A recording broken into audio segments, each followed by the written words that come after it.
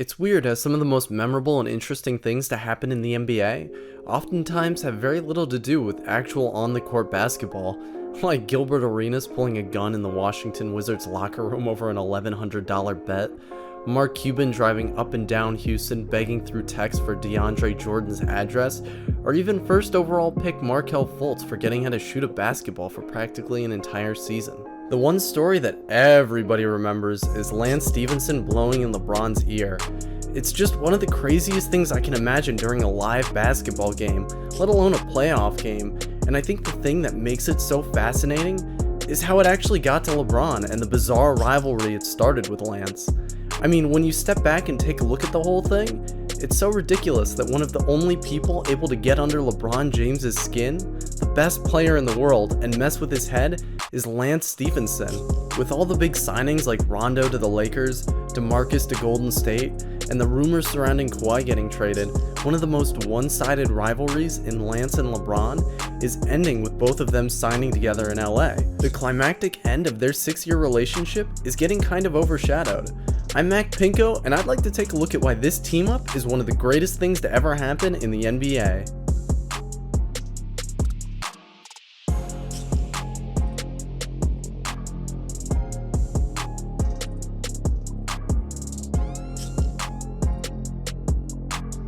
First, for a little background, let's take a look at Lance Stephenson. Lance was drafted with the 10th pick of the second round by the Pacers in 2010, where he immediately found his home in Indiana. Where do you start with Lance? I mean, the guy is a character and brings such a unique energy to every game he's in, playing the air guitar when he strokes a three, galloping down the court, talking trash, dancing, getting into people's heads any way he can, with LeBron usually being the primary victim. A lot of times, I think this gets misinterpreted as him being a jerk or not taking the game seriously, but I think it's just the opposite. Lance is a true competitor, seriously one of the most competitive players in the league, doing literally whatever he can to try and help his team win. His game can back it all up though, with one of the most distinctive styles of basketball you'll ever see. It's almost like he goes after making highlight plays. The way he plays is really reminiscent of street ball, with flashy handles to catch defenders off guard, where he can abuse them with his slick footwork and thick frame. Combined with good court vision and showy passes, Lance is one of the best players in the league for getting the crowd excited, for better or for worse. He's a showman in every sense of the word, and when he gets going, he can style on teams, where he'll finish it off with some kind of move like shooting right in a player's face, or an insane pass to get the audience going.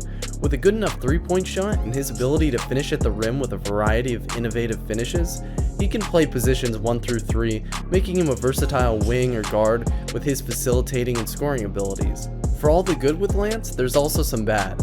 Although his attitude and tricks are usually one of his strengths, they can also bring his team down depending on the situation. He can do too much, putting the team in a worse position, racking up fouls and sometimes even blowing plays. His basketball IQ is kinda weird. He can make some fantastic highlight reel plays, but then follow it up with a silly move like forgetting to dribble the ball. It might sound like I'm talking up Lance a little too much right now, and honestly I might be because I love him. But if you were to only watch his highlights and didn't know much else about basketball, you might think he's one of the best players in the league, because that's how incredible some of his moves can be.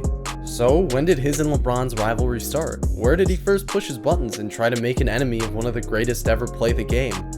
Well, let's take a look. It officially began during the 2012 playoffs, where the Pacers, led by young Paul George, would meet up with the monster team Miami Heat, composed of Dwayne Wade, Chris Bosh, and LeBron James, where Lance would mime the symbol of choking at LeBron on the sidelines during a free throw in a game the Pacers would go on to win, although eventually losing the series 2-4. Funny enough, this bothered the then Miami Heat players enough that Juwan Howard and Udonis Haslem both showed up to the Pacers locker room on an off day in an attempt to fight Lance Stephenson. According to Danny Granger, the two were turned away by Granger and some management. Nothing really came of it. Fast forward to the 2014 NBA Eastern Conference Finals, and this is where things really start to ramp up in intensity between the two. Lance doing some of the oddest yet most hilarious things I've ever seen done on a basketball court, like walking into the Miami Heat huddle and rubbing LeBron's face. These things were obviously starting to take their toll on LeBron because he started reacting to it, and why wouldn't he? Lance is ridiculous and it would get under anybody's skin. He would do anything to get into his head. flopping whenever LeBron came near him, at one point even going as far as to play dead on camera. Everybody wonders, does this stuff really have an effect on LeBron? But then, in Game 5 of the Eastern Conference Finals, the game where Lance started the original meme and blew in LeBron's ear, LeBron went on to have one of the worst playoff games of his career, scoring only 7 points, 4 assists, and 2 rebounds. But correlation isn't always causation, so maybe it was just a bad game. I mean, it happens to everybody. Miami went on to win this series but lose the championship, and while Lance and the Pacers may not have won, Lance did manage to cut out his own unusual little piece of NBA history.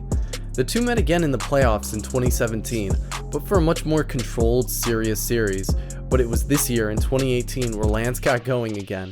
This series was much closer than anyone ever really expected, with the Pacers putting up a tough fight, taking the series to 7, playing incredibly hard basketball. While Oladipo was definitely the face of the team, Lance was kind of like the soul of it. LeBron played unbelievably too, and if you ever needed evidence for why he's the greatest player in the world, check out that series. He had 3 games with 44 points or over and really carried that team through it. Lance tried whatever he could to provoke LeBron, like throwing a nut tap during a flop, and even wrestling the ball away from James in the 4th quarter into a jump ball, and holding it above his head like some kind of trophy. He even got what he wanted at one point, where LeBron shoved him, and in typical Lance fashion, he fell on the floor. LeBron and the Cavs went on to win the series, where both players would then leave their respective teams to meet up in LA. But after looking at all this history, why would they want to meet up?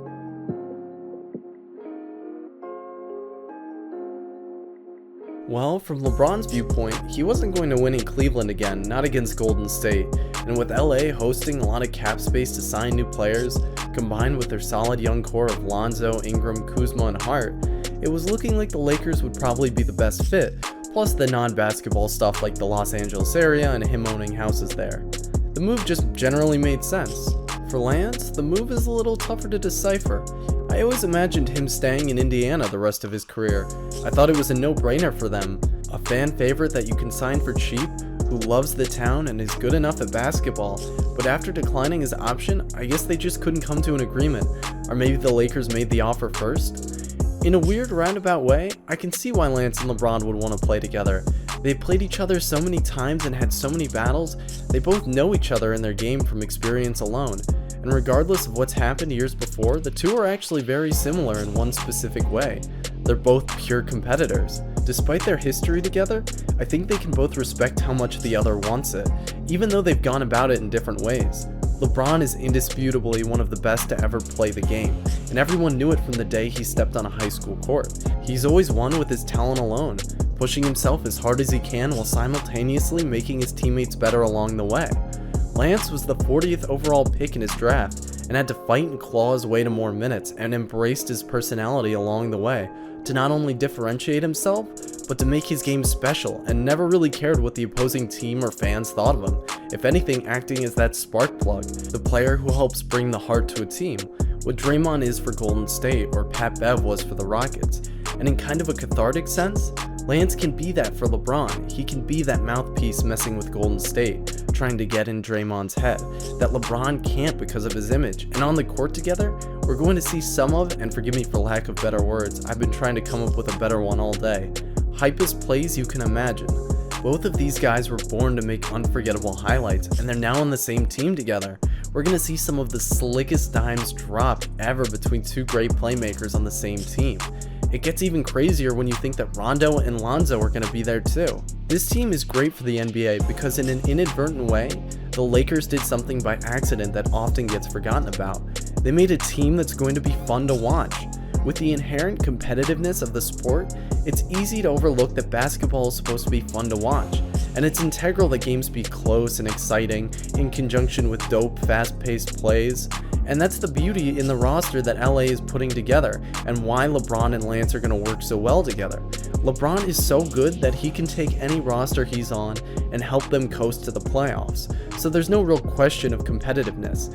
And while this team is good enough to take some of the pressure off of LeBron, unlike last year's Cavs, I think it's going to be Lance that helps to reignite the fire in LeBron. You could see it the last few seasons, not that LeBron was slowing down or anything, but he was clearly not having a good time, even when he was winning.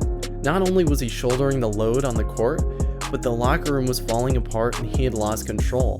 Lance can act as that glue guy, the hype man, and bring a flair to the court to get everyone excited, the crowd, his team, and hopefully even LeBron. While the two have a colorful history to say the least, when they're on the same team, they kind of give each other an opportunity to do what the other one does best. LeBron no stress balling out, and Lance being, well, Lance. And when combined, I'm confident we're going to get some of the most exciting basketball out of the NBA that we've seen in years. Even though they probably can't touch Golden State. Thank you everybody for watching, and I hope you enjoyed. Please like, comment, and subscribe. And I just want to take this time to thank everyone that's subbed. You guys are awesome, and your support means the world to me. I hope I can keep making content that you guys like. And if you have any suggestions for a player you'd like to see me break down for a future player breakdown, please let me know in the comments section. With that, I'll see you guys next time.